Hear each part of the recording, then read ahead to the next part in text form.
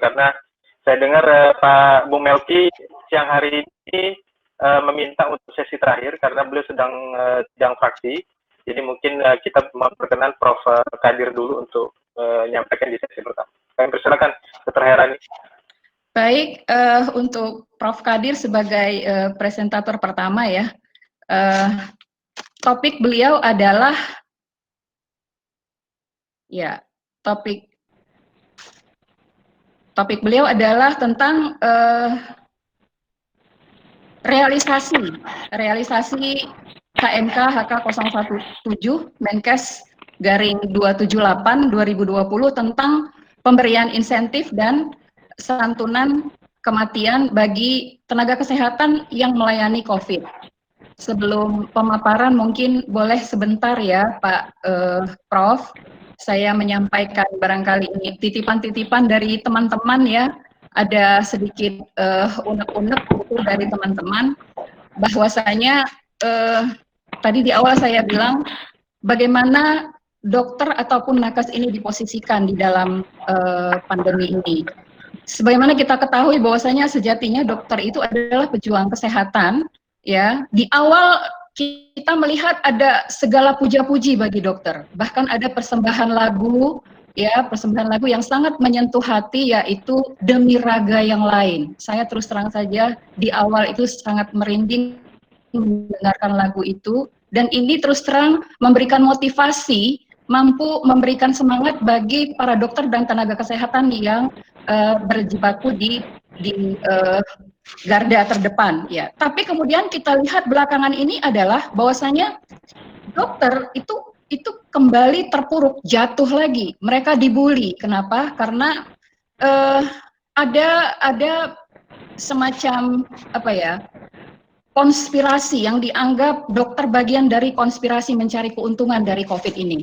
Nah, ini sebenarnya menyakitkan bagi dokter ya, tetapi dengan adanya hal-hal seperti ini, masyarakat tuh jadi terlanjur curiga, dan dokter dan nakes pun terlanjur terluka gitu. Nah, di tengah-tengah kondisi seperti ini, tapi saya salut ya terhadap tenaga kesehatan dan para dokter semuanya yang masih memegang sumpahnya, yang tetap semangat melayani dan tetap saja dengan sepenuh hati melayani. Walaupun faktanya adalah dokter ataupun nakes ini saat ini justru banyak menjadi korban. Salah satu kutipan dari apa yang disampaikan oleh Pak Dahlan Iskan ya, saya masih ingat sekali dan saya pikir ini sangat relevan kita kemukakan hari ini. Pertama adalah bahwasanya barangkali Anda tahu bahwasanya Amerika Serikat itu sudah melampaui Wuhan di dalam hal jumlah positif COVID. Dan barangkali Anda juga sudah tahu bahwasanya Italia sudah melampaui Wuhan di dalam hal jumlah kematian terkait COVID. Tetapi barangkali Anda juga harus tahu bahwasanya Indonesia itu sudah melampaui Wuhan di dalam hal kematian dokter dan tenaga kesehatannya terkait COVID. Nah, ini yang ingin saya sampaikan, tetapi kita juga sangat mengapresiasi lah ya bahwasanya para nakes ini dijanjikan untuk mendapatkan insentif dan santunan, di mana political will pemerintah sudah terlihat di dalam hal ini dengan terbitnya regulasi-regulasi yang terkait dengan itu, dan sudah ada KMK 278 awalnya yang pada 2 Juni sudah dikeluarkan, tetapi sampai sekarang ini masih banyak para nakes yang belum mendapatkan haknya, demikian Pak Kadir. Dan barangkali pertanyaan-pertanyaan nanti mungkin akan muncul, kami akan berikan waktu dulu kepada Prof. Kadir. Sebelumnya saya bacakan dulu CV-nya, boleh ditayang, admin, minta tolong admin untuk tayangkan CV beliau. CV Prof. Kadir.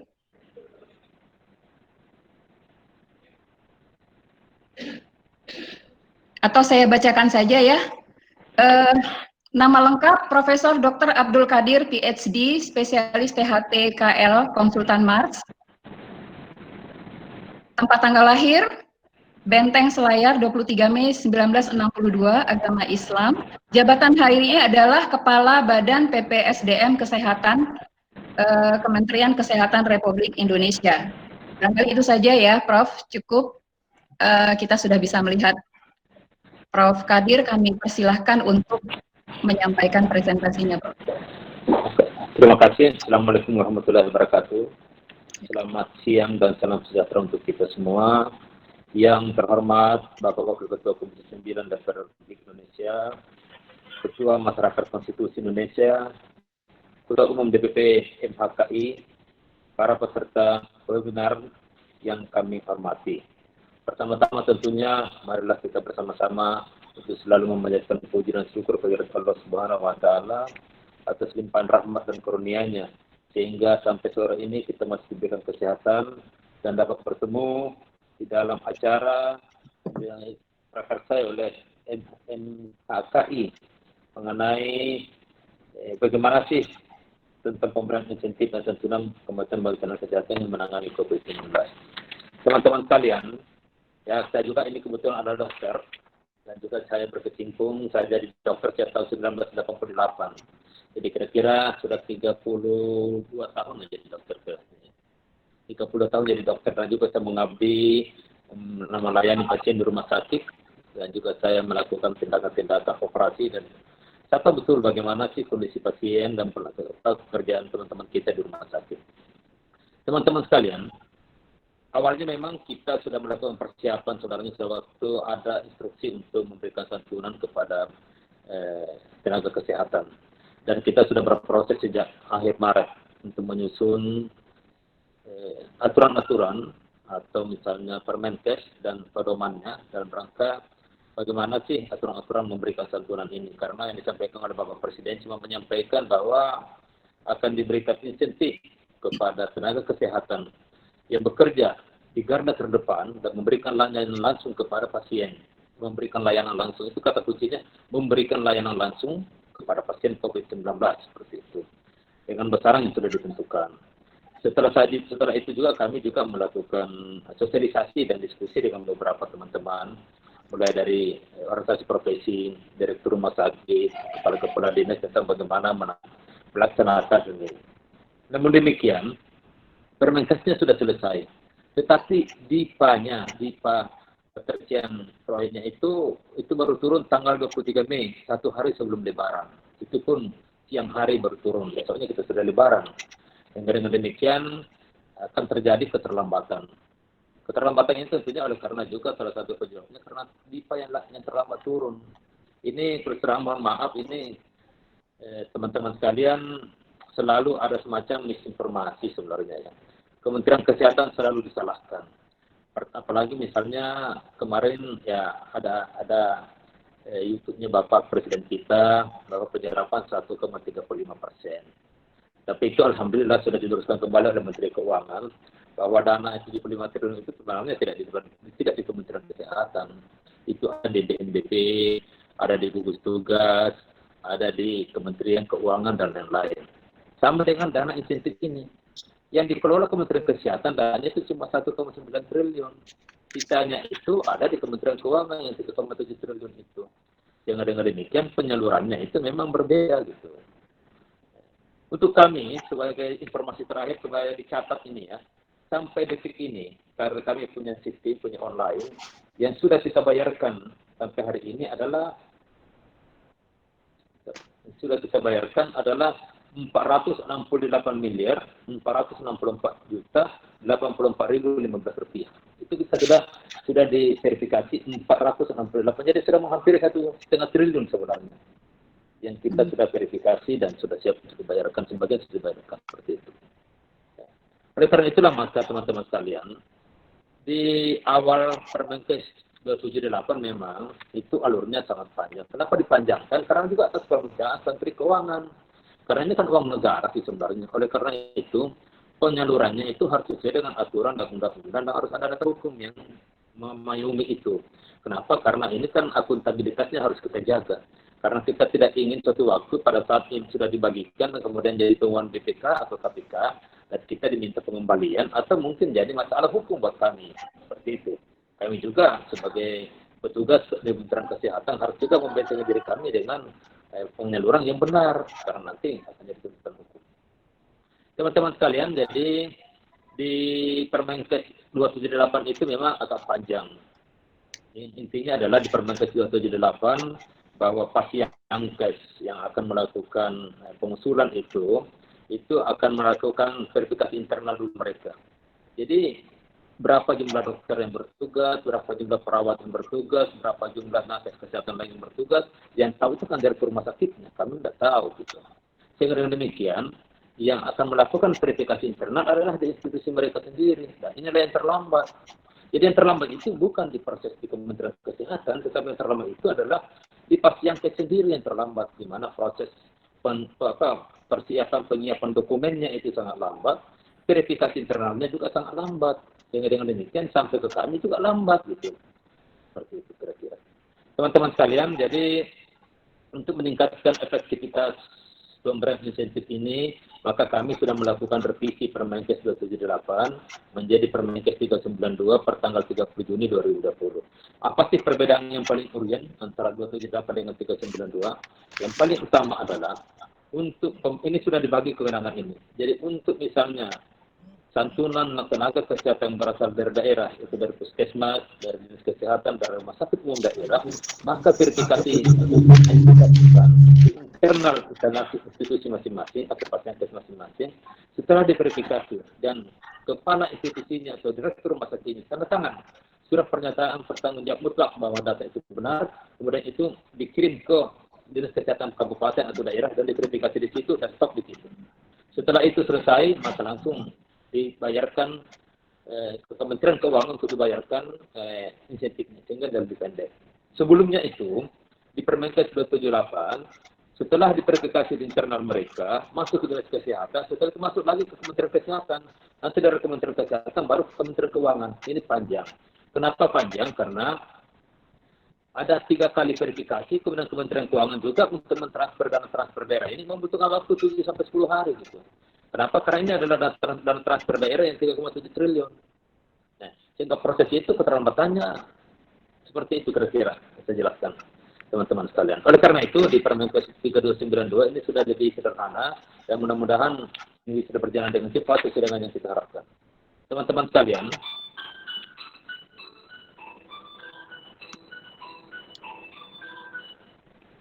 mohon maaf. Assalamualaikum Pak Jajang. Ya. Iya Pak. Iya siap Pak. Sudah di SCP Pak. Sudah dikasih dari senang. Siap. Iya siap betul. Itu yang kita harapkan Pak. Sudah Pak. Ya. Ya. Ya Pak.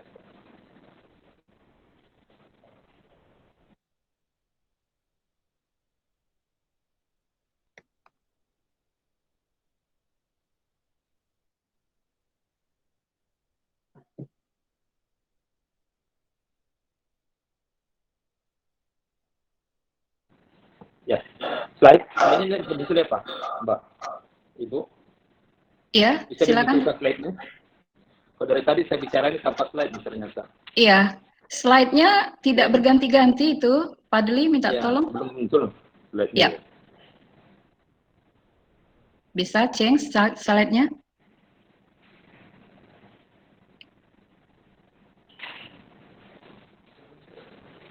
Ya. Kenapa? Ya.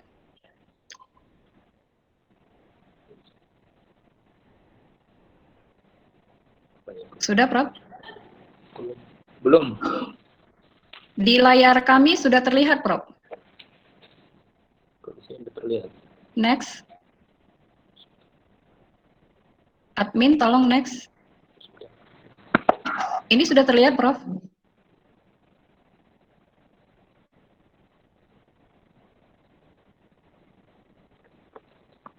Ya. Ya. Yang masukkan bisa. Ya, oke. Di dalam KMK 392 ini ada beberapa substansi pengaturan. Yang pertama adalah mengenai jangka waktu. Jadi pemberian insentif ini memang sesuai dengan instruksi Bapak Presiden itu cuma diberikan untuk 3 bulan. Ini harus dipahami 3 bulan, yaitu bulan Maret, April, dan Mei. Kerti nanti akan mempertanyakan bagaimana dengan bulan Juli dan selanjutnya, itu sudah tunggu instruksi Presiden. Sumber dana dari insentif ini adalah memang dari rupiah murni yang terbagi 2. 3,7 miliar itu berada di Kementerian Keuangan dan 1,9 berada di Kementerian Kesehatan. Jadi totalnya itu cuma 5,6 triliun. Miliar triliun ya. 3,7 triliun berada di Kementerian Keuangan, 1,9 di Kementerian Kesehatan. Itu uangnya di situ. Sekarang kriteria tenaga kesehatan dan sebagainya itu ada. Lanjut slide. Nah, pertanyaan berikutnya adalah rumah sakit apa saja atau pasien apa saja yang berhak untuk melakukan atau mengajukan insentif. Itu adalah rumah sakit milik pemerintah terdiri atas rumah sakit pemerintah pusat yang khusus menangani COVID, seperti Rumah Sakit Persahabatan, Rumah Sakit Sulianti Saroso yang memang diberdayakan hanya untuk COVID, Rumah Sakit Pulau Galang, dan Rumah Sakit Wisma Atlet yang memang diberdayakan untuk itu. Kemudian rumah sakit milik pemerintah pusat yang termasuk rumah sakit milik TNI Polri, rumah sakit milik BUMN, dan lain-lain sebagainya. Kemudian ada rumah sakit daerah. Yang ada rumah sakit lapangan yang didirikan dalam rangka penanganan COVID seperti yang ada di Surabaya sekarang. Itu ada rumah sakit lapangan yang dibangun dan juga ada di Manado. Dan keempat adalah rumah sakit swasta. Rumah sakit swasta yang bagaimana? Rumah sakit swasta yang melayani COVID, yang ada pasien COVID-nya. Jangan sampai semua rumah sakit swasta memajukan, padahal dia tidak melayani COVID. Seperti itu. Kemudian, yang diberikan lagi adalah kantor kesehatan pelabuhan, BPKL dan laboratorium. Lanjut, slide. Slide, ya. Kemudian, dinas kesehatan daerah provinsi dan kabupaten, puskesmas, laboratorium dan balai besar kesehatan paru masyarakat, ini juga diberikan. Jadi hampir semuanya diberikan. Pertanyaan berikutnya adalah, tenaga kesehatan yang bagaimana yang bisa berhak mendapatkan? Pertama adalah tenaga kesehatan seperti dokter spesialis sesuai dengan instruksi Bapak Presiden, dokter gigi, dokter umum, bidan, perawat, dan tenaga medis lainnya. Dan jadi persoalan adalah istilah tenaga medis lainnya. Di dalam undang-undang tenaga kesehatan tidak kita mengenal untuk tenaga medis lainnya. Oleh karena itu kita merubahnya ke dalam tenaga kesehatan lainnya atau nakes lainnya.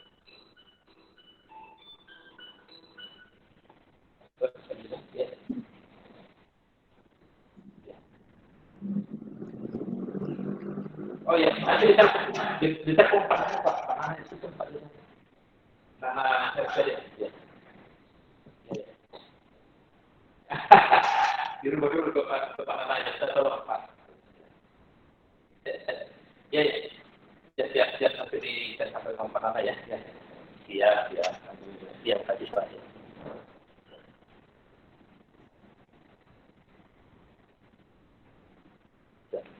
Seperti itu kira-kira. Jadi termasuk di dalamnya yang kita berikan itu adalah teman-teman kita, anak-anak kita yang lagi mengikuti intensif dokter PPDS.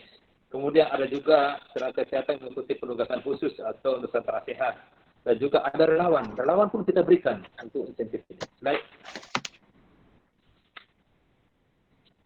Ya, sekarang persoalannya adalah apakah semua tenaga kesehatan di rumah sakit mendapatkan insentif ini? Ternyata dibagi beberapa kriteria.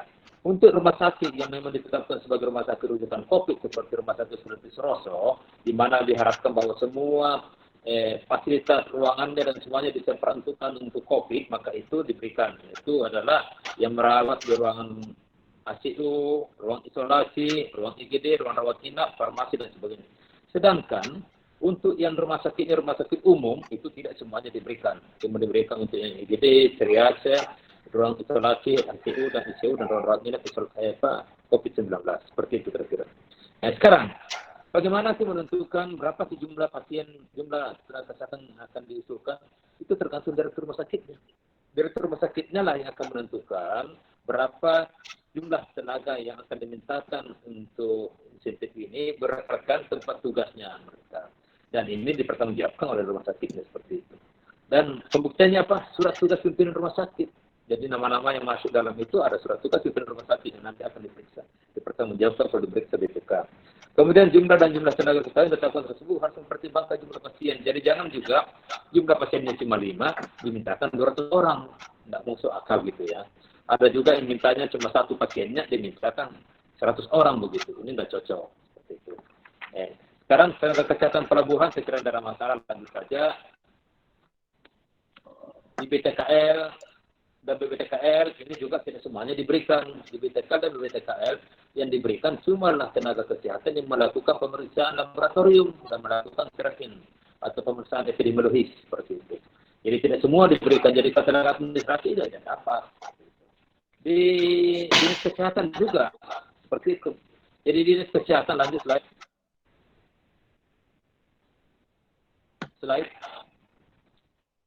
Cepat-cepat saja Pak. Slide. Ya, di dinas kesehatan, tenaga kesehatan yang diberikan itu adalah yang melakukan pengamatan penelusuran pasien COVID-19.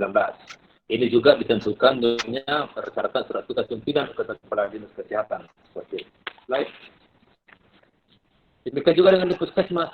Di puskesmas juga yang diberikan insentif itu adalah mereka yang menangani pasien COVID serta tenaga kesehatan yang melakukan pengamatan dan penelusuran COVID-19 di lapangan. Jumlahnya juga ditentukan oleh kepala puskesmasnya masing-masing. Jadi bukan kami tentukan, saya itu kepala puskesmas. Di laboratorium juga demikian. Jadi di laboratorium, lanjut.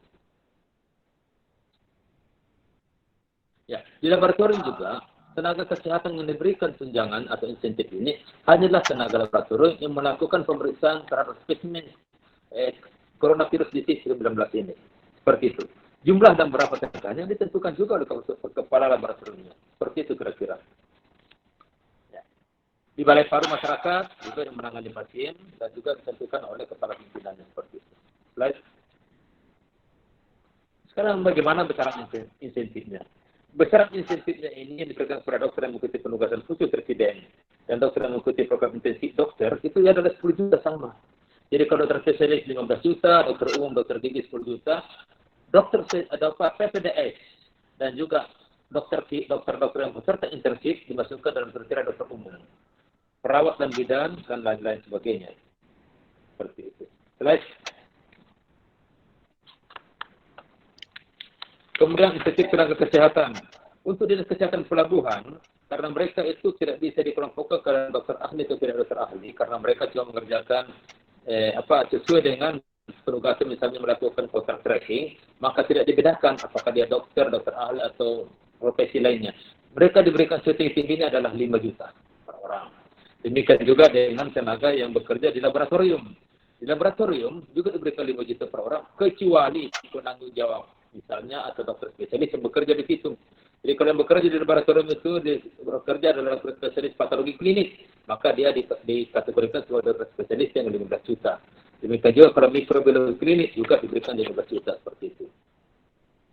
Kemudian di Balai Besar Kesehatan Paru sama, saya kira lanjut saja.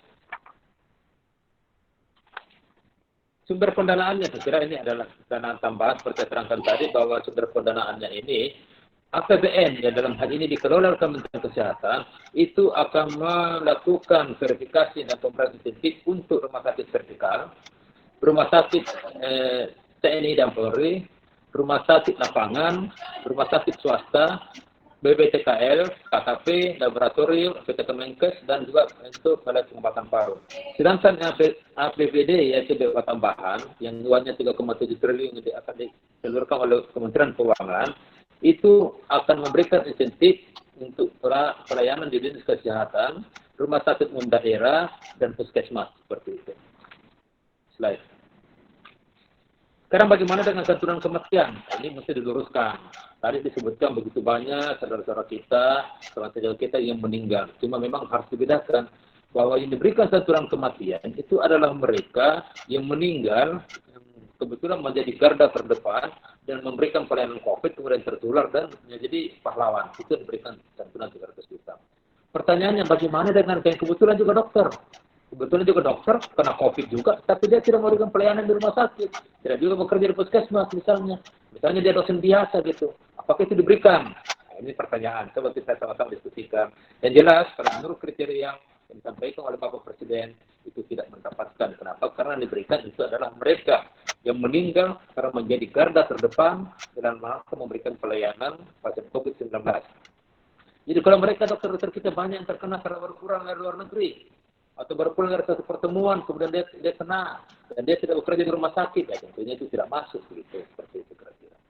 Nah, sekarang bagaimana mekanisme pencairan insentifnya? Sudah saya jelaskan tadi bahwa pencairannya ini tentunya kalau untuk daerah itu melalui verifikasi tingkat daerah dan untuk pusat melalui verifikasi sampai tingkat Kementerian Kesehatan.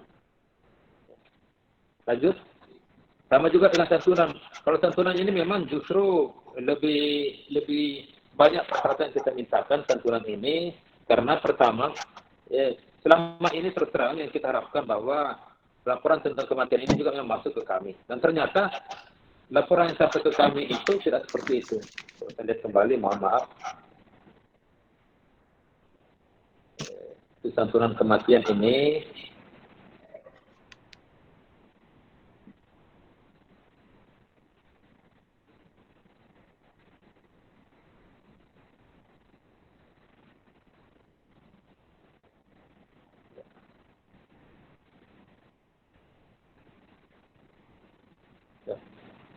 untuk santunan kematian ini memang yang pertama memang harus ada verifikasi.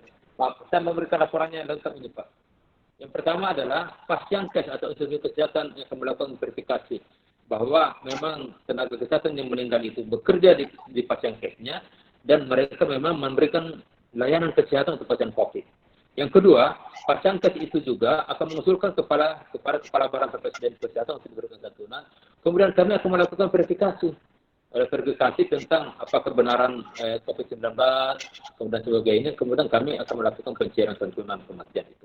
Dan sampai sekarang, tunggu dulu Pak. Saya akan mencari datanya. Maaf ini. Datanya itu ada di... Tunggu Pak. Saya akan bacakan datanya apa-apa yang diperlukan. Mana? Bukan itu. Datanya itu adalah...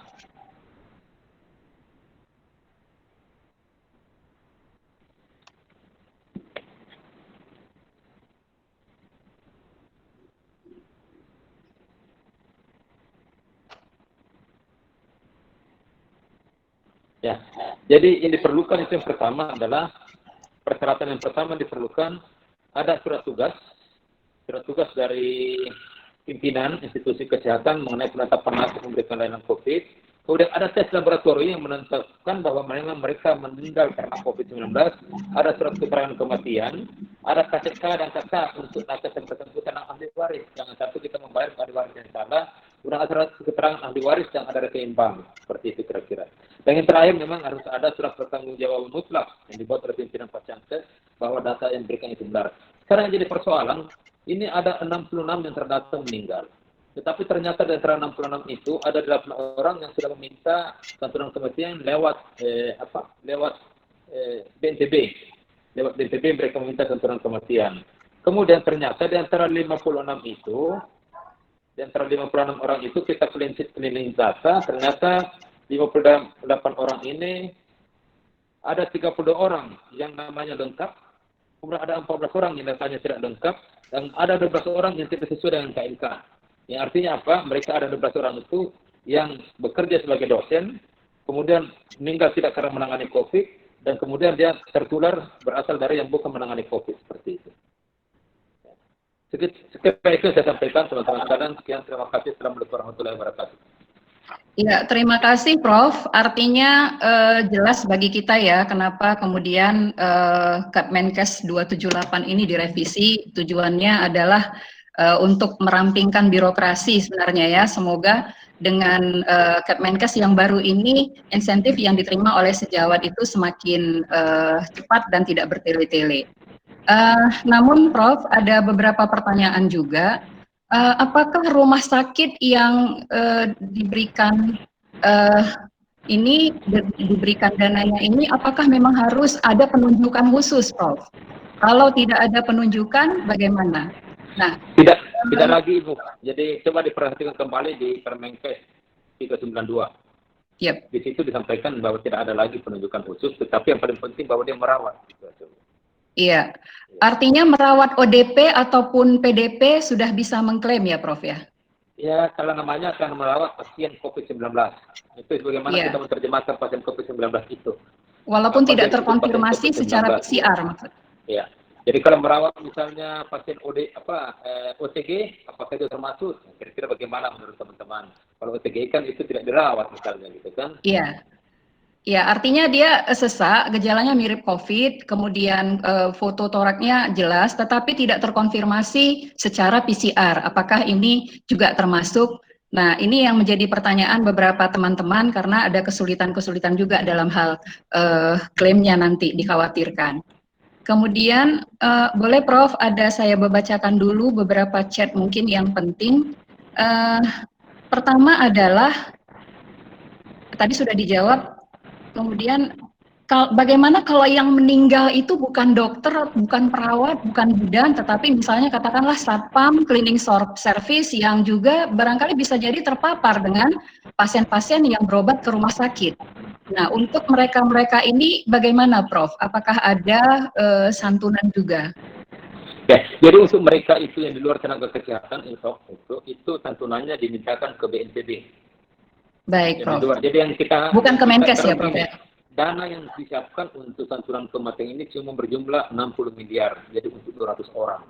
Dengan hitungan 300 juta per orang gitu. Jadi untuk 200 orang. Kita tidak mengharapkan, tidak menginginkan makin banyak orang yang meninggal, kan tidak mengharapkan seperti itu. Tapi kita memang menghitungnya maksimal 200 orang seperti itu. Oleh karena itu mereka yang tenaga kesehatan di luar daripada yang kita sebutkan tadi sesuai dengan instruksi Bapak Presiden, itu santunannya itu akan diberikan melamarnya ke BNPB, ke gugus tugas seperti itu. Iya, boleh satu lagi, Prof?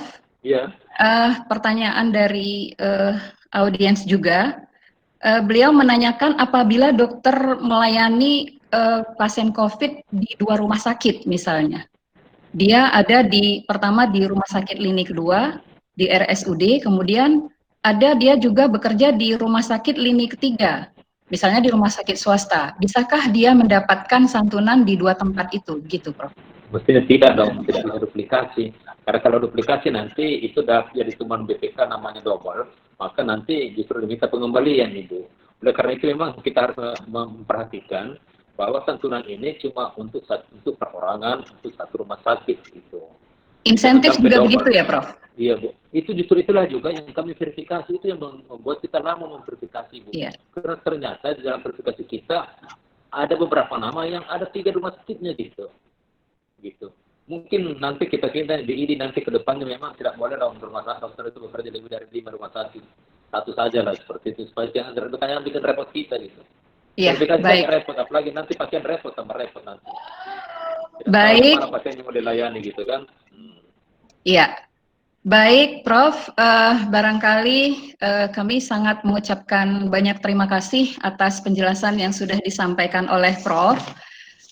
Berikutnya, barangkali kita bisa ke narasumber yang ketiga, ya.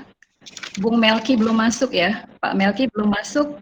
Nah, ini sudah hadir di sini Bapak Muhammad Joni, SHMH, ya, yang akan berbicara tentang hak konstitusi petugas kesehatan di dalam penanggulangan wabah COVID ini. Beliau ini sebenarnya juga sangat super sibuk ya. Beliau ini sahabat anak, sahabat ID, sahabat kita semua gitu. Sahabat saya juga. Saya bacakan dulu kurikulum vitae-nya. Nama Muhammad Joni SHMH, tempat lahir Tanjung Pura, Langkat 7 Juli 1966. Pekerjaan beliau adalah advokat dan konsultan hukum, dan alamat kantornya di Gedung Danagraha Suite 301-302. Ya, beliau sudah banyak punya pengalaman profesi pekerjaan sebagai advokat, ya. Dan terakhir beliau sekarang adalah Ketua Bidang Advokasi dan Hukum DPP Himpunan Pengembang Pemukiman Perumahan Rakyat. Kemudian beliau adalah juga Ketua MKKI. Kemudian beliau juga adalah penulis banyak sekali MKI ya. Beliau banyak sekali sudah menulis buku ya yang sudah dipublikasi juga, tentang jejak advokasi satu ID. Nah, ini kita sangat berterima kasih nih kepada Bang Joni nih yang sangat berkepentingan untuk membuat ID ini menjadi suatu organisasi yang kokoh dan kuat ya. Kemudian bagaimana beliau juga berjuang ya menyelamatkan ayat-ayat perumahan, ayat-ayat tembakau dan lain sebagainya. Beliau sudah banyak menunjukkan baktinya untuk memberikan pencerahan kepada bangsa dan kita semuanya. Untuk tidak memperpanjang kalam, kami persilahkan kepada Bang Joni lah, saya bilang orang Medan ini. Bang Joni, silakan Bang Joni. Assalamualaikum warahmatullahi wabarakatuh. Waalaikumsalam. Mendengar? Yes, dengar Prof. Dengar Bang. Ya, pertama-tama saya mengucapkan terima kasih kepada MHKI yang sudah mengajak untuk tukar-menukar pengetahuan dan pengalaman. Dan saya terus terang merasa ikut menjadi bagian dari MHKI dan karena memang juga menjadi bagian MHKI. Terus terang melihat dan mendengar serta merasakan apa yang terjadi, wabil khusus soal insentif yang faktanya, dan fakta itu adalah sesuatu yang jujur, fakta itu adalah sesuatu yang tulus, tetapi memang masih banyak insentif yang tidak sampai atau belum tersampaikan. Tentu ada soal mengapa hal itu terjadi. Saya ingin melihatnya dalam banyak cara. Mungkin satu cara, dua cara telah ditunjukkan. Tapi saya pikir kita harus punya banyak cara untuk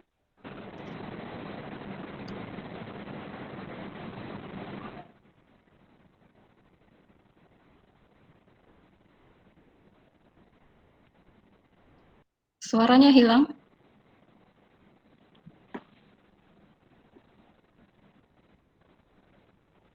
Halo?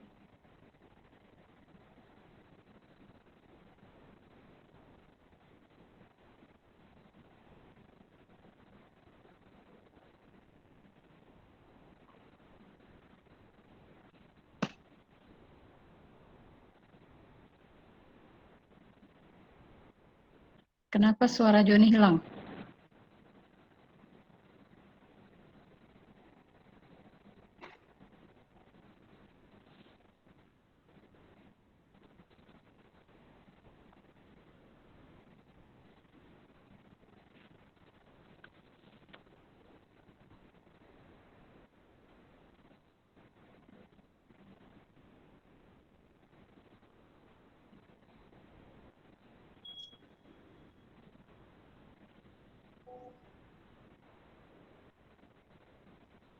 Nampaknya narasumber terputus koneksinya ya.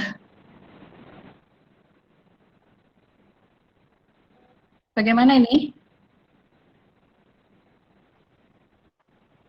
Baik, sambil menunggu Bung Joni bisa connect kembali kepada kita, barangkali kita bisa langsung kepada Bapak Immanuel Melkiades Lakalana, apoteker, selaku Wakil Ketua Komisi 9 DPR RI. Beliau yang nanti akan menyampaikan pengawasan anggaran insentif tenaga kesehatan oleh legislatif. Saya bacakan dulu.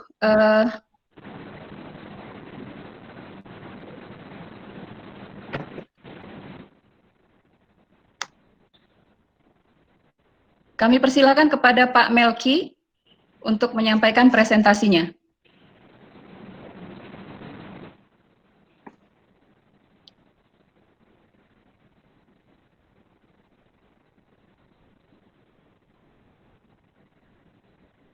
Pak Melki,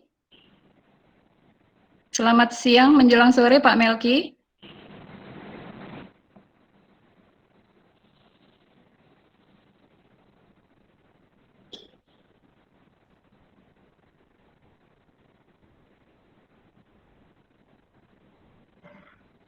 Halo?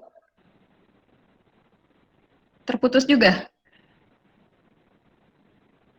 Gimana ini?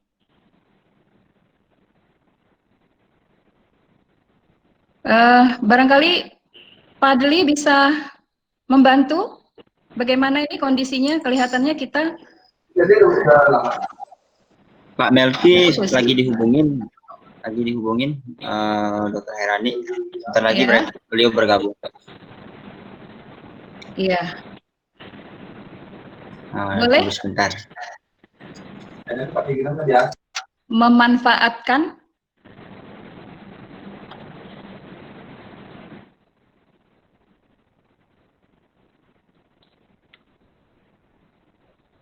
Ya, barangkali karena saya tidak bisa lama itu, dokter. Iya. Karena saya ini masih mengurusi insentif, saya mesti rapat lagi dengan verifikator. Kalau memang saya bisa tinggalkan, saya mohon izin, Bu. Sudah bisa keluar. Atau ada pertanyaan yang belum jelas, bisa ditanyakan sekarang sebelum saya tinggalkan barangkali. Baik. Saya mungkin akan mencari beberapa soal lagi ya. Klaim ini ada pertanyaan dari Pak Mardi. Klaim kami masih di Dinas Kesehatan Provinsi. Info dari DKK Kabupaten. Soft copy belum dikirim ke PPSDM. Mohon info apakah langkah-langkah yang bisa kami lakukan selanjutnya. Oke, terima kasih. Sangat teknis ya. Ini bagus sekali. Jadi Ya. sesuai dengan terbitnya Permenkes 392 per tanggal 30 Juni kemarin, itu sudah diputuskan bahwa semua yang dari daerah, apakah puskesmas, dinas kesehatan daerah, rumah sakit umum daerah, itu verifikasinya berakhir di dinas kesehatan. Sehingga dengan demikian, kalau sudah diverifikasi di dinas kesehatan, itu tidak perlu lagi dikirim ke kami, cukup di dinas kesehatan, kemudian diusulkan ke Kementerian Keuangan untuk pembayaran. Sekarang sudah lebih simpel. Iya. Jadi tidak perlu lagi, jadi semua teman-teman, jangan lagi pertanggal 30 Juni kemarin, jangan lagi mengirimkan dokumennya atau online-nya ke PPSDM. Karena itu pasti akan dikembalikan karena kewenangan itu sudah dilimpahkan ke Dinas Kesehatan Kabupaten dan daerah. Seperti itu, Dok. Iya. Ya, terima kasih, Prof. Ini sangat mencerahkan. Mempercepat. Ya. Dengan demikian, kalau mereka sudah verifikasi internal ke Dinas Kabupaten dan sudah ACC, tinggal dimintakan pembayaran. Selesai. Iya, jadi artinya memang Kemenkes 392 ini memang sangat membantu ya supaya lebih cepat, ya memperpendek birokrasi. Terima kasih banyak Prof atas waktunya. Saya mohon izin atas segala Iya, terima kasih maaf banyak. sekali karena begitu banyak tugas-tugas yang bisa saya selesaikan tadi saja. Mohon maaf, saya sudah terima telepon karena itu dari satu menteri yang menelpon hingga saya mesti layani. Ya, terima kasih. Assalamualaikum warahmatullahi wabarakatuh. Waalaikumsalam warahmatullahi wabarakatuh. Terima kasih banyak sekali lagi, Prof. Ya.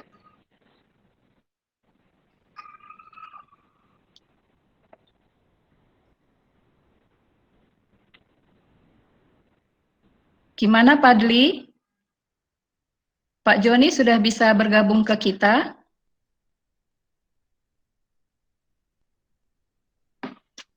Gimana Pak Adli? Hubungin, Pak Joni sudah dihubungin. Beliau akan coba masuk lewat handphone. Iya. Kita tunggu.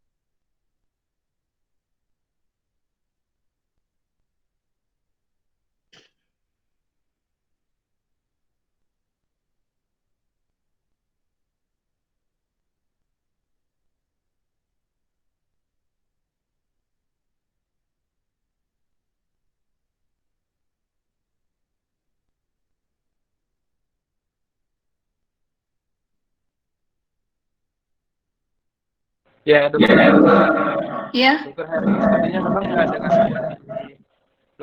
Pak Joni, iya, sedangkan Pak Bung Melki sepertinya masih ada sidang ya. Jadi iya, mungkin kita bisa diskusi panjang dulu menunggu narasumber.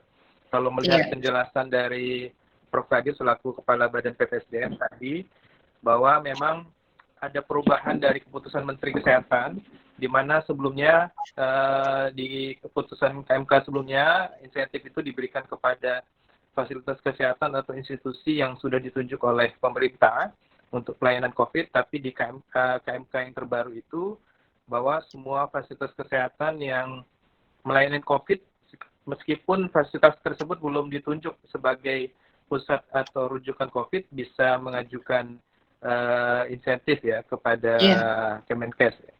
Nah, ini betul. menarik sebenarnya. Kalau tadi pertanyaan teman-teman banyak yang sudah mengajukan tapi belum juga cair insentifnya. Kalau berdasarkan penjelasan dari Kepala PPSDM, ini disebabkan data yang belum terverifikasi ya. Iya. Jadi ya, tapi banyak memang pertanyaannya hampir-hampir senada ya.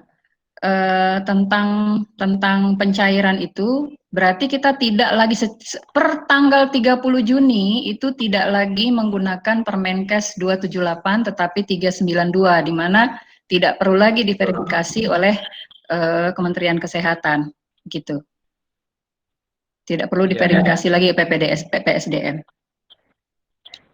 Nah, barangkali pertanyaan yang menarik tadi, satu, saya mengemukakan kalau misalnya Satpam ya, Satpam, kemudian cleaning service yang terpapar di dalam pelayanan COVID, walaupun mereka tidak memberikan pelayanan secara medis ya. Tadi jawabannya itu bukan tanggung jawab dari Kemenkes, tetapi adalah BNPB. Tetapi bagaimana mekanismenya kita juga belum mendapatkan teknisnya ya, secara teknis. Begitu juga mungkin masalah pegawai-pegawai administrasi, ya, laundry atau dan lain sebagainya yang ada di rumah sakit gitu. Bagaimana teknisnya? Ini yang memang perlu dikritisi lebih lanjut ya. Perlu dikritisi lebih lanjut. Untuk nakes saja sebenarnya masih ada banyak pertanyaan. Iya. Nakes. Ya, alhamdulillah Pak Joni sudah masuk ya. Bang Joni sudah masuk. Assalamualaikum Bang Joni. Bang Joni sudah masuk tapi masih mute. Ya, silakan Dr. Mahesa. Ya, jadi ini yang kita perlu kritisi adalah untuk nakes saja masih banyak pertanyaan. Apakah seluruh nakes di sebuah fasilitas kesehatan bisa diajukan insentifnya?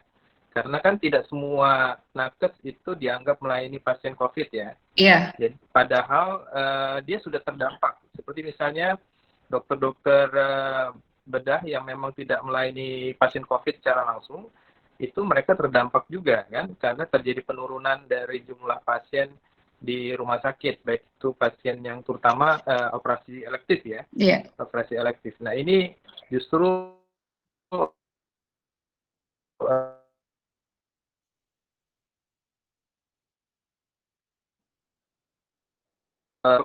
ya ini kita perlu pertanyakan memang mekanisme yang diatur di dalam peraturan.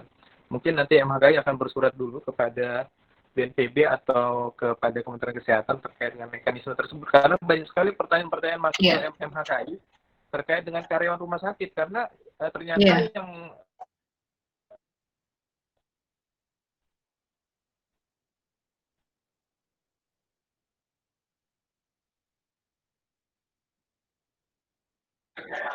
kesehatan pun itu banyak juga yang tertular di rumah sakit. Betul. Bahkan di poliklinik. Ya. Bukan hanya di ruang bedah ya, di poliklinik, di ruang bersalin itu banyak yang terpapar juga dari sana. Ya. Seperti petugas-petugas kasir dan lain itu ternyata laporannya ada juga yang tertular ya. Petugas kasir betul. dan petugas registrasi juga ada juga yang tertular. Betul. Ya, ini jadi catatan kita di MHK untuk kita ajukan pertanyaan itu ke lembaga-lembaga terkait. Mungkin Pak Joni sudah bisa ini? Bang Joni tadi sudah sempat masuk, tapi masih mute. Gimana? Untuk host, mohon bisa dihubungi Pak Melki juga, apakah sudah siap untuk memaparkan? Untuk Pak Melki sudah bisa, tapi keluar lagi. Ya, aku bisa terbalik enggak?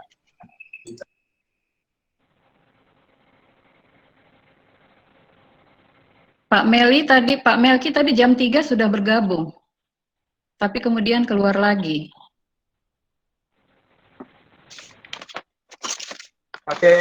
Mohon diarahkan pakai handphone aja, kalau misalnya pakai laptop nggak bisa. Yep.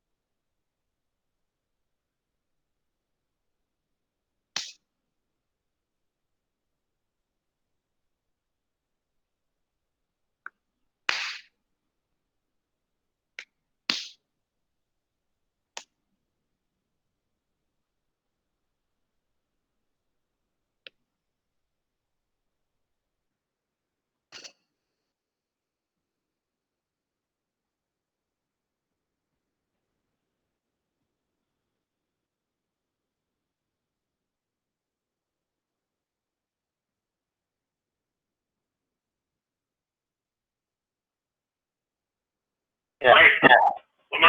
Ya, Dokter Hairani, Pak Joni bicara lewat telepon di saya.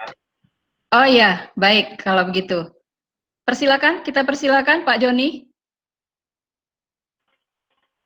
Mohon maaf, saya bisa aja tersambung lagi sekarang ini. Iya. Mudah-mudahan bisa mendengar.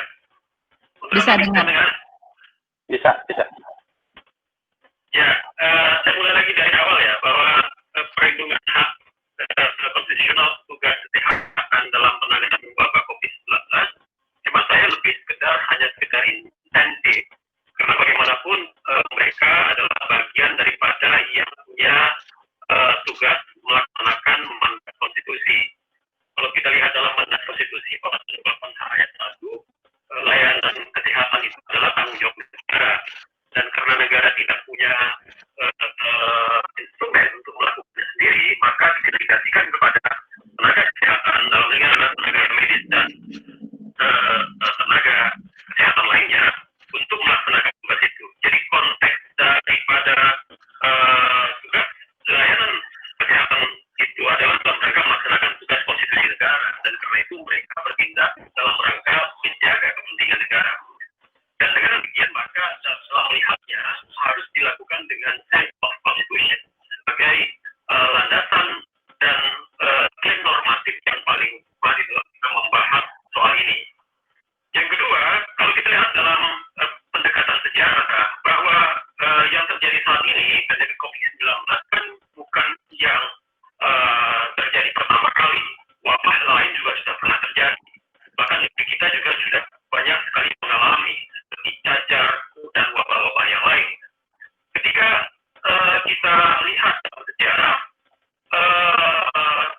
kalau terjadinya wabah, bukan hanya yang menjadi korban adalah penduduk asli, tapi juga bangsa-bangsa Eropa yang pada saat itu ada di Indonesia. Dan karena itu mereka juga melakukan upaya-upaya untuk menyelenggarakan kampanye vaksinasi cacar dan penanganan terhadap seluruh warga penduduk, termasuk warga penduduk asli untuk melakukan hal itu. Jadi ini adalah bentuk daripada kaitan antara ilmu kedokteran dengan politik etis. Jadi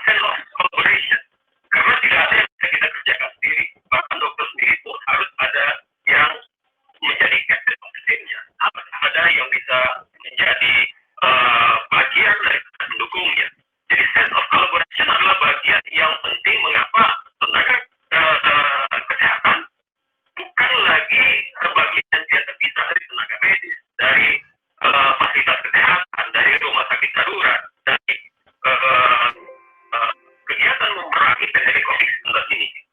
Selain itu juga adalah sense of humanity and health. Ini juga dipentingkan karena kita mementingkan apa?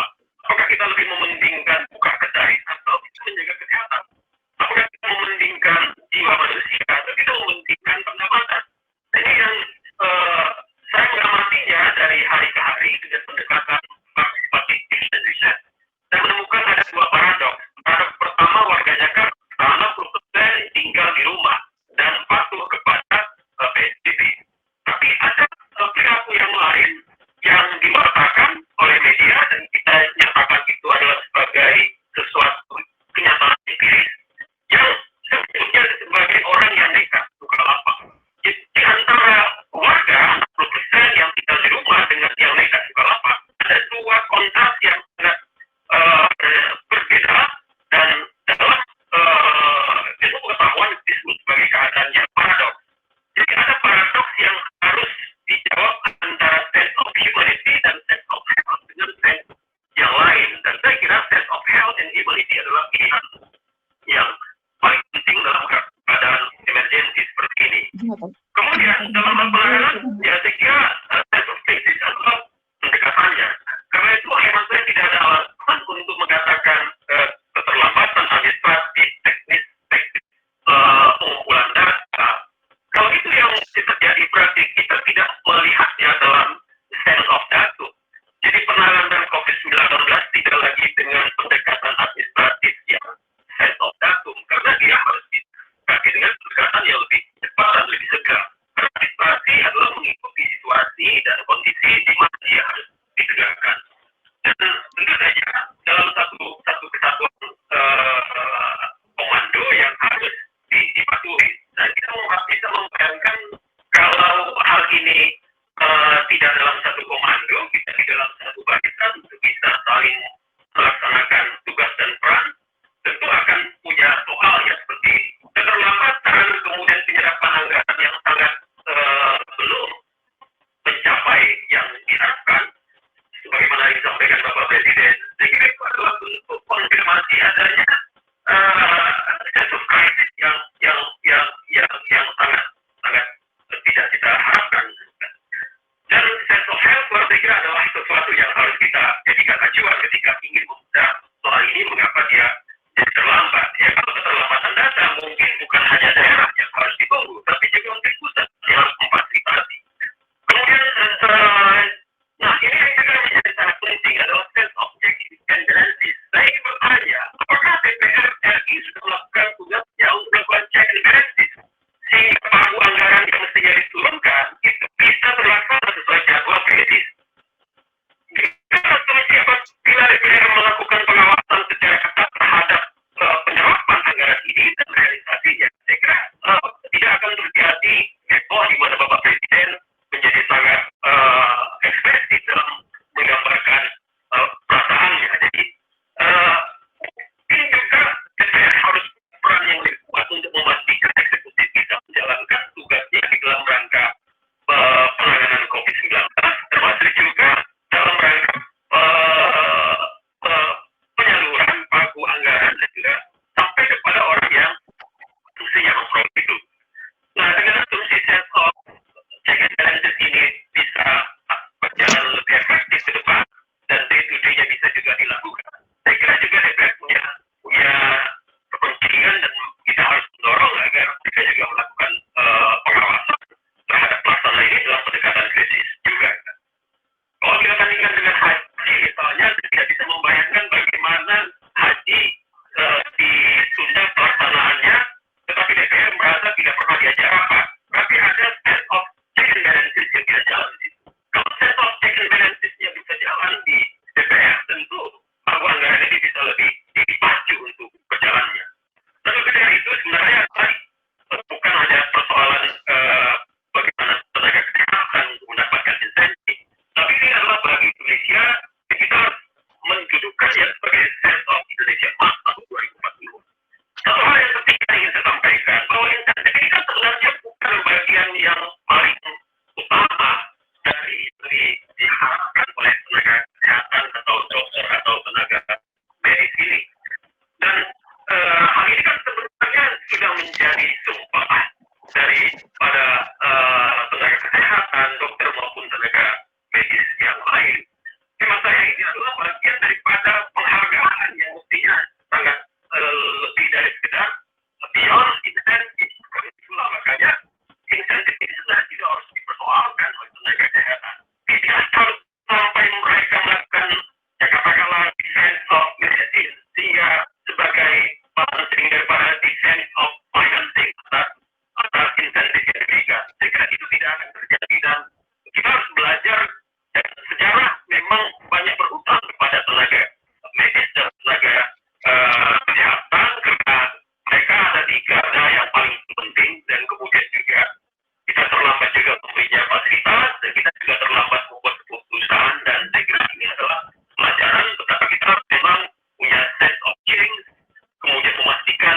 bahwa tenaga dokter ini mendapatkan penghargaan, dan bukan hanya penghargaan secara insentif saja, lebih dari itu, karena kalau kita bandingkan dari standing daripada tenaga kesehatan ini yang inline dengan sumpah profesinya, maka ya tidak ada bandingannya sebenarnya penghargaan dalam insentif itu.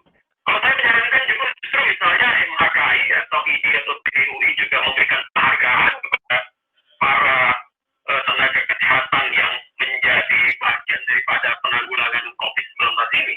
Misalnya penghargaan dalam bentuk SKP atau penghargaan dalam bentuk yang lain, tentu harus diberikan bukan hanya oleh negara, tapi juga oleh pemerintah dan juga oleh organisasi profesi. Dan ini adalah hutang kita, penghargaan ini menjadi bagian yang harus kita sehingga ke depan harus menjadi bagian yang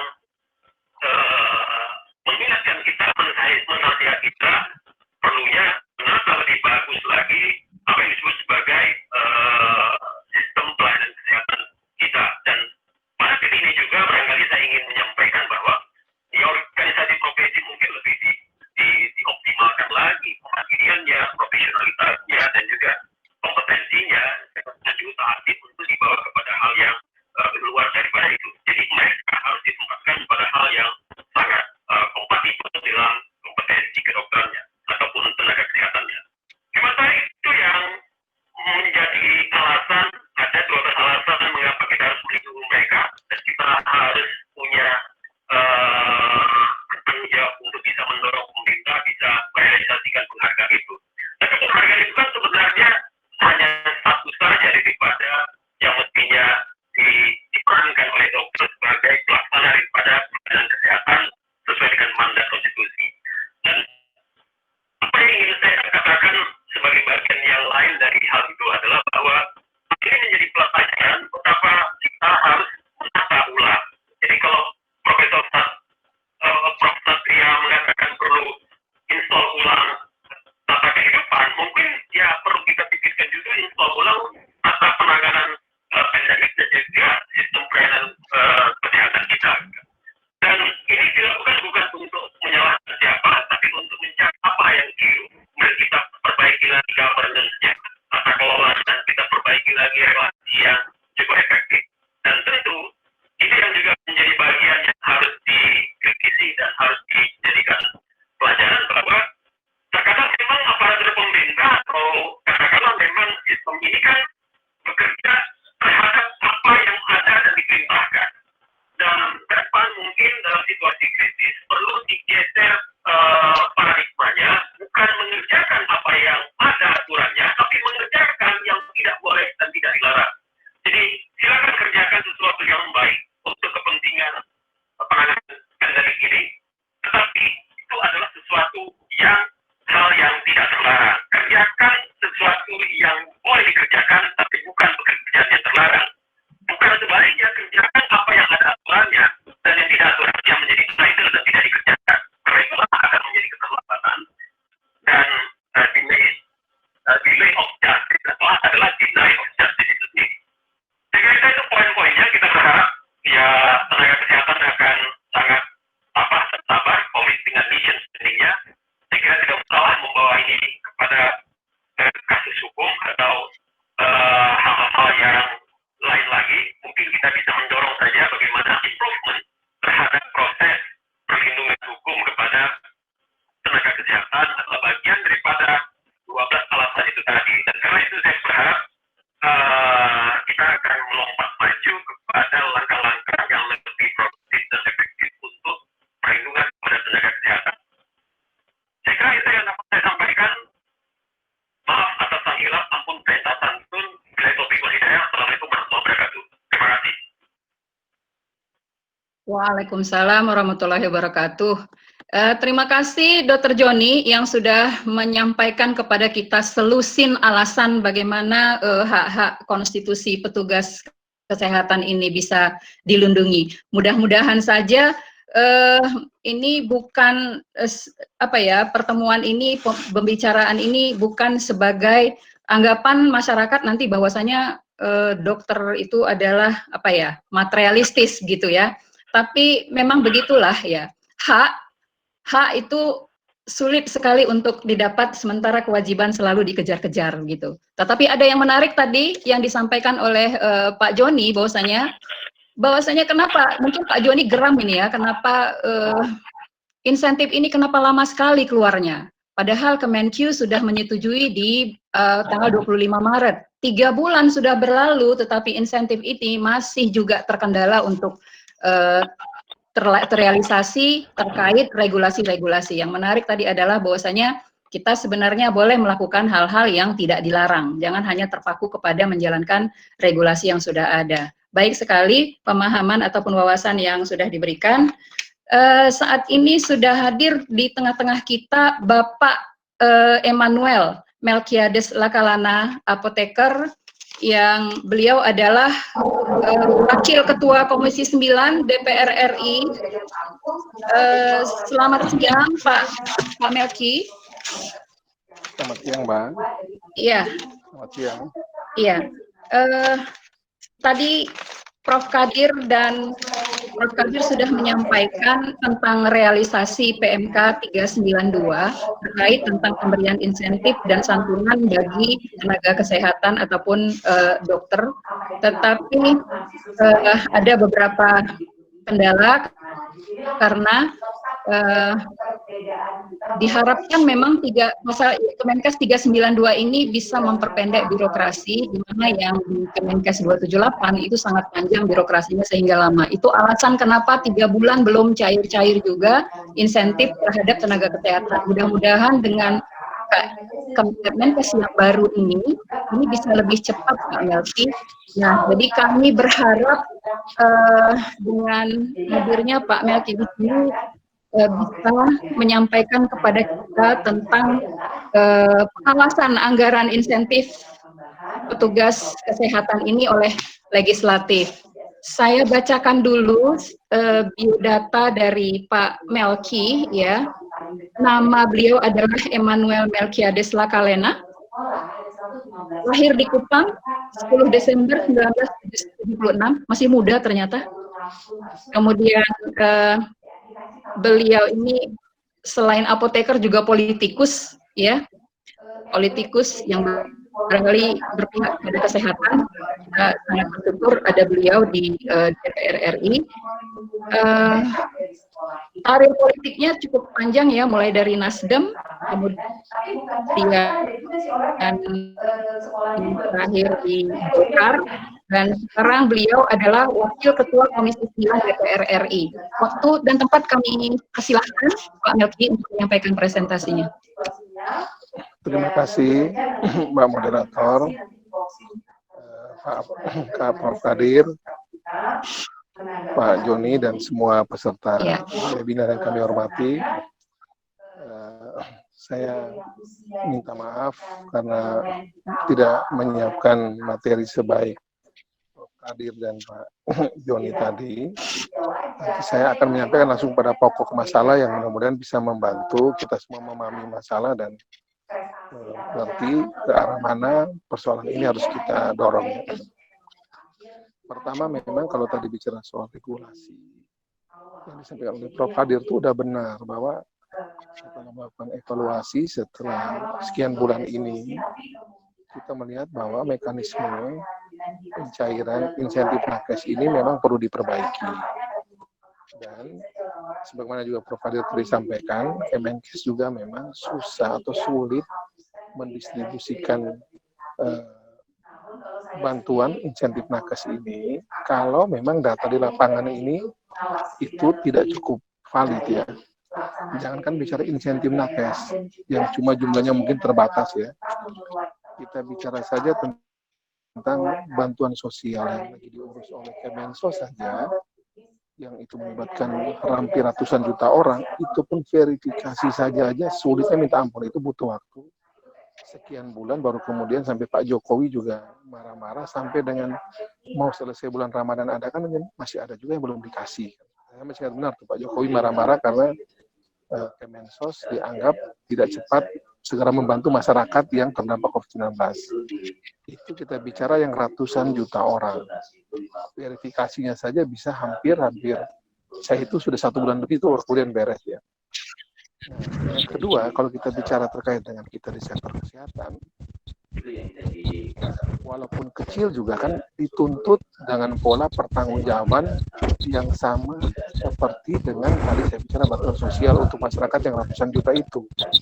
Sehingga saya bisa memahami kenapa Kemenkes juga mengalami sedikit kesulitan untuk menyalurkan bantuan jikalau data dari lapangan juga tidak cukup memenuhi syarat untuk bisa diberikan bantuan, karena kita mau membantu saat ini itu juga ke depan itu tidak menjadi masalah hukum. Kita lihat bahwa dulu Ibu Siti Fadila saja dalam situasi darurat, kemudian karena misalnya ingin membantu, tapi kan setelah habis situasi darurat selesai kan bisa ada masalah hukum. Nah ini yang kita hindari betul agar tidak lagi ada kejadian semacam itu di kementerian kita, Kementerian Kesehatan. Ini pertama. Jika perbaikan peraturan tadi itu menurut kami penting dan sudah sepantasnya harus dilakukan untuk mencegah terjadinya persoalan dan mempercepat bantuan kepada tenaga kesehatan kita. Nah, yang kedua juga seperti tadi sudah Pak Juni sampaikan, kami juga paham memang bahwa masyarakat kita itu kan juga kepingin segera melihat hasil ya. Dan berbagai aturan yang ada itu harus segera diperbaiki dengan berbagai macam catatan filosofis tentang tenaga kesehatan. Tapi sekali lagi, saya tahu betul bahwa seluruh pihak tanpa kecuali di Kemenkes itu juga diminta berhati-hati oleh Presiden, oleh aparat hukum, diawasi betul sehingga jangan sampai maksud orang membantu di masa COVID, tapi setelah COVID lewat, justru mereka berurusan hukum. Ini yang kita hindari. Nah, sehingga kalau kami melihat berbagai proses yang berjalan ini, sebenarnya kejadian yang terjadi ini akan menjadi lebih mudah ketika Presiden bicara kemarin, Pak Doni Monardo juga bicara. Justru kalau dana ini tersedia dari awal juga di dana yang bisa segera disalurkan ketika data itu terverifikasi, mungkin kita tidak begini kejadiannya. Jadi kalau ada data dari daerah yang sudah terverifikasi itu benar, dan kemudian walaupun masih pakai dengan Permenkes lama, sekarang Permenkes baru ya, itu bisa juga dibantu dengan cepat oleh Kementerian Keuangan, mestinya ini juga bisa kita kerjakan di bulan-bulan awal ketika COVID ini terjadi. Katakanlah kalaupun bukan Maret, mungkin bulan April atau paling lambat bulan Mei. Nah, tapi kan kami juga melihat juga dalam konteks yang lebih besar, anggaran COVID di sektor kesehatan ini juga memang realisasi melalui sebuah peraturan hubungan kelembagaan antar lembaga ini juga ada masalah, Mbak. Jadi contohnya Presiden kan marah ya bahwa belanja barang dan jasa di penanganan COVID sektor kesehatan ini cuma 1,5%. Setelah kami teliti data tersebut, ternyata kami temukan bahwa data yang dari 75 triliun menjadi 87 triliun ini diajukan oleh Kemenkes 50-an triliun, disetujui oleh Kemenkeu untuk diatur oleh Kemenkes itu cuma 20 sekian triliun, 25-an kurang lebih, dan yang sudah disetujui dalam konteks mekanisme anggaran itu baru 1,9 triliun. IPA itu artinya uang sudah dalam posisi bersiap untuk bisa dipakai. Nah, realisasi uang menurut laporan Kemenkes baru 300-an miliar yang kemudian dipakai untuk urusan insentif ini. Jadi sebenarnya niat baik dari kita semua, Kemenkes, teman-teman dari masyarakat hukum kesehatan ini, dan kita semua lah ya, kepingin agar ini segera bisa berjalan, termasuk Presiden Jokowi itu, dia pun juga harus tunduk pada sistem dan tata kelola keuangan, dan harus tunduk pada peraturan perundang-undangan yang berlaku. Nah, dalam konteks ini, saya kira kita harus memahami bahwa antara pendapatan insentif nakes, ya, insentif nakes ini dengan bagaimana kita memperlakukan secara sekaligus pada saat yang sama juga memenuhi kepentingan aspirasi dan harapan publik tetap harus dalam suatu hal yang kita lakukan secara paralel, sehingga tidak ada kita bicara soal kecepatan pemberian insentif, tapi pada saat yang sama itu menjadi semacam sebuah presiden hukum yang malah berbahaya bagi Prof. Kadir atau bagi jajaran Kemenkes. Nah, itu harus kita jaga sehingga semua yang kita sampaikan hari ini akan kami Komisi 9 DPR RI jaga untuk bisa kami dorong agar Kemenkes, Kemenkeu, Kementerian Keuangan, gugus tugas atau BNPB itu juga kerja bersama dengan cepat untuk menjawab apa yang menjadi aspirasi kita semua.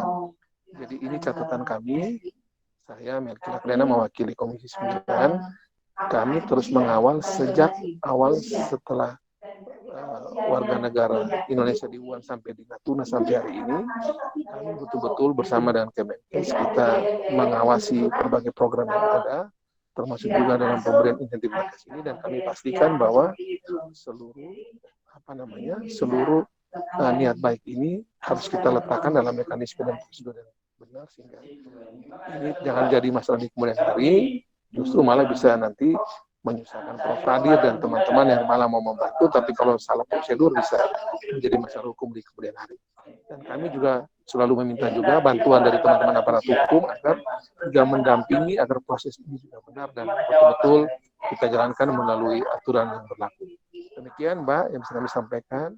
Sekali lagi mungkin mohon maaf kami tidak bisa menyiapkan paparan, tapi yang pasti Komisi 9 akan bersama-sama Bapak Ibu sekalian mendorong Kemenkes melalui Prof. Kadir di PPSDM untuk mempercepat secara benar berbagai insentif nakes yang hari-hari ini juga seluruh pihak memberi perhatian dan kami dorong agar berjalan dengan cepat dan benar. Demikian, Tuhan memberkati kita semua. Wassalamualaikum warahmatullahi wabarakatuh. Salam, salve, om, santi, santi, santi, om, namo buddhaya. Salam kebajikan. Boleh, asalkan ada bukti dari psikolog atau bahwa si anak sudah cukup. Suara Dr. Hera ini belum di-mute. Unmute. Ya, terima kasih kepada Pak Emmanuel Melkiades Lakalena yang sudah menyampaikan paparannya bagaimana komitmen legislatif di dalam mengawal anggaran tentang insentif bagi nakes ini. Tadi sama-sama sudah kita dengar Pak Melki menyampaikan bahwasanya yang disetujui adalah 1,9 yang sudah ready untuk didistribusikan ya Pak Immanuel. Tetapi realisasinya adalah belum juga 0,5 miliar juga belum sampai ya. Tadi Pak Prof. Kadir juga bilang masih sekitar 400-an miliar gitu. Nah, dengan adanya Kepmenkes 392 ini kita berharap untuk tidak terlalu lama lagi insentif ini segera tersalurkan kepada yang berhak yang sudah berjibaku di lapangan di garda terdepan di dalam menangani pasien-pasien terkait COVID sehingga bahkan banyak yang juga berkorban nyawa. Untuk Pak Immanuel Melkiades, saya lihat di chat ini tidak ada pertanyaan yang spesifik kepada Pak Melki. Tapi mungkin Pak Dr. Mahesa barangkali ada yang ingin disampaikan untuk Melki. Ya, terima kasih Bu Melki atas penyampaiannya. Kami dari MHKI apresiasi terhadap Komisi 9 DPR RI yang sudah melakukan fungsi pengawasan anggaran terkait insentif dan hak-hak petugas kesehatan di seluruh Indonesia. Tapi intinya kalau tadi kami menyimak apa yang disampaikan juga oleh Prof. Kadir terkait dengan kendala pendataan dari Vaskes, maka mungkin kami MHKI akan mencoba untuk membantu Bu Melki. Mungkin nanti kami juga akan berkoordinasi juga dengan Kementerian Kesehatan dan juga DPR RI. Sekiranya kalau ada fasilitas kesehatan yang pengajuannya mungkin kendala terkait, mungkin kami akan mencoba untuk menjembatani ya informasi-informasi yang diajukan oleh teman-teman di daerah yang mungkin terhambatnya apakah di level dinas kesehatan atau bahkan sudah dinyatakan sampai kepada Kementerian Kesehatan tapi belum juga cair dananya. Mungkin ini hal-hal seperti ini akan kami sampaikan ke Kementerian Kesehatan dan juga mungkin ke Komisi 9 ya, Bu Melki ya. Kami mohon izin selaku dari MHKI. Kalau Baik, terima kasih Dokter Maesa. Dokter Maesa ini teman lama yang lama tidak ketemu nih.